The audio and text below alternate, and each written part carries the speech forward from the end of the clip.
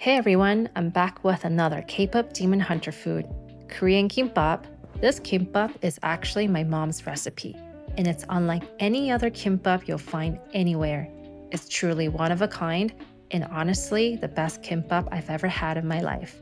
So let's get right into it. First, let me show you the ingredients you'll need. We're using thinly sliced beef. If you go to a Korean supermarket, it's usually labeled as Bulgogi beef.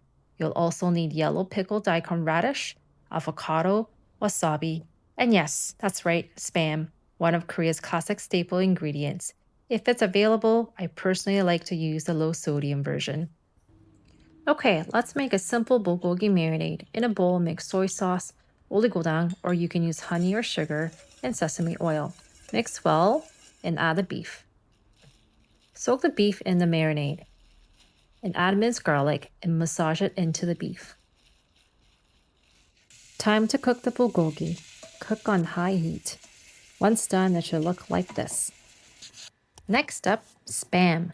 Fun fact, did you know that spam was introduced to Korea during the Korean War by the US military? During that time, it became an important source of protein.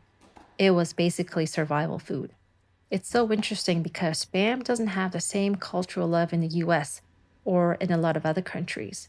But in Korea, it's nostalgic and iconic, and quite frankly, delicious.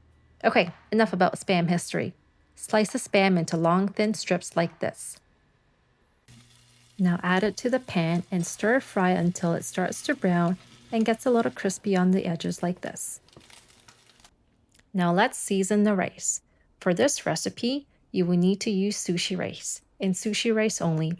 In a bowl, add a sprinkle of sugar, splash of soy sauce, rice wine vinegar, and sesame oil.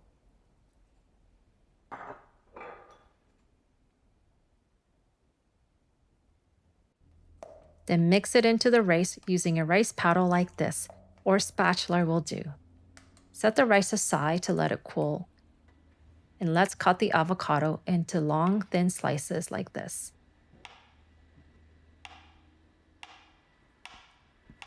And that's a wrap on the ingredient prep. And make sure all the ingredients are laid out in front of you. Place the roasted nori on a bamboo mat. I always like to cover the mat with plastic wrap as they're hard to deep clean since rice and moisture can get lodged in between the slats. On the nori, place a seasoned sushi rice.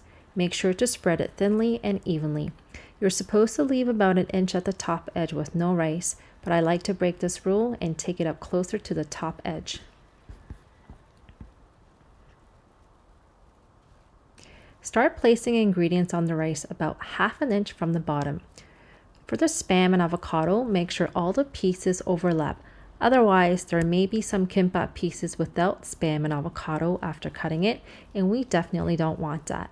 For bulgogi and daikon radish, make sure to remove excess juice before placing it on the rice. Now this step is optional, but it's a must for me when making this kimbap. Apply a thin layer of wasabi on the rice. Now let's roll. Lift the bottom of the mat. Roll forward while tucking fillings in. Pull the mat back slightly as you continue rolling. Apply gentle, even pressure. Ta-da! That is one good-looking kimbap. Now brush the top of kimbap with a little bit of sesame oil. Then slice it into even pieces.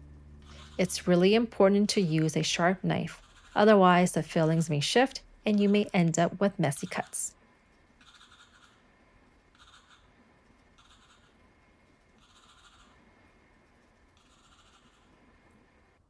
For the final touch, garnish with roasted sesame seeds.